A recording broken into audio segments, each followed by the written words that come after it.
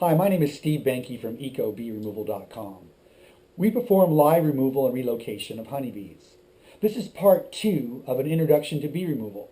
We learned in part 1 about bees on the inside and the outside of a structure, and when and if a pest control company is an appropriate alternative to a bee infestation. We also touched on bees found in the structure and what to do if you have wax comb and honey and larvae and thousands of bees.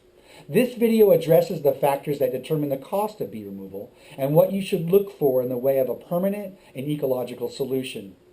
Okay, grab a pencil because you're going to want to jot down these points to convey them to your bee technician when you call them for an estimate.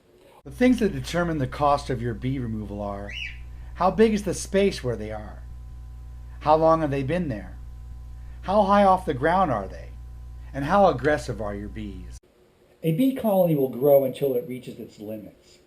When they reach that limit, they will instinctively begin to feed royal jelly to a bee larva and produce another queen. That new queen will remain with the old hive, and the old queen will fly off with half the worker bees to start a new home. So be careful. Over time, you could end up with more than 2 colonies to remove. A bee colony will divide between 3 and 13 times a year. If that space is small where your bees live, they will divide more often. If the space is larger, they will continue to build until it can be quite large. So it's easy to see. The more time in a larger space, the more likely you're going to have a larger colony to remove. Most companies will give you a best case and worst case scenario when estimating the cost of your bee removal. But let's talk a little bit more about spaces. In the case of a frame wall, the bees will fly up between the studs in the wall, and this is where they will attach themselves and to begin to build the bee colony downward. Now, you see, this is a very large space, but it's not limitless. The limits are the distance between the 2 studs. In a soffit, you can see the space is smaller, and even a very old bee colony can't get too big unless it's gone into the roof. And then we would consider that limitless. Are you getting the pattern? In the hollow spaces of a block wall, you have a nearly limitless amount of space for bees to build and never have a need to divide and swarm away. A shed floor is not limitless, but it is a very large space, and whereas a mobile home floor is nearly limitless and potentially can be a monster big colony. Your trained bee removal expert will be familiar with most situations, and once you tell him where the bees are and how long they've been there, he'll be able to give you an estimate, allowing you to shop around. The next important factor is how high off the ground are your bees? Are they on the first floor? Are they on the second floor?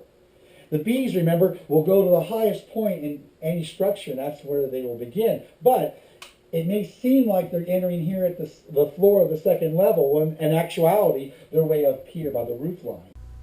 If the bees are on the second story, working off of tall ladders, lifts, or scaffolding will increase the cost of your bee removal. But don't be foolish and be tempted with a quick fix and opt for pest control spraying. It might be cheaper on the short run, but cost you much more not too far in the future. Go back and review part 1 to this introduction to learn more as to why spraying does not work. The logistics, danger, and extra time necessary to work off a ladder or lift will basically add to the total cost of your bee removal. The last factor is something that has grown to be a consideration in recent years with the arrival of the African killer bee, so-called. These are honeybees that have a very strong defense mechanism, and when they hybridize with our domestic bees, they make more of an aggressive bee. If the bees are too aggressive, then more care and greater pains must be made to make sure your situation is handled quickly and safely, including the need for your bee technician to spend more time in a hot bee suit. This potentially can add to the overall price of resolving your bee issues. It's important to note that very few bees are so aggressive that they must be destroyed. So please, if you can, consider live removal and save the bees. To recap, the cost of bee removal is based on how big is the space where the bees are living, how long have they been there, how high off the ground are they, and how aggressive are your bees. For more information on the difference between live bee removal and bee extermination, please go to video 3 of this introduction, entitled Removal, Warranty, and Repair. We do get wild honey and wild bee pollen from time to time. So go to our website, ecobeeremoval.com, and get put on the list, and we'll tweet you as honey comes in.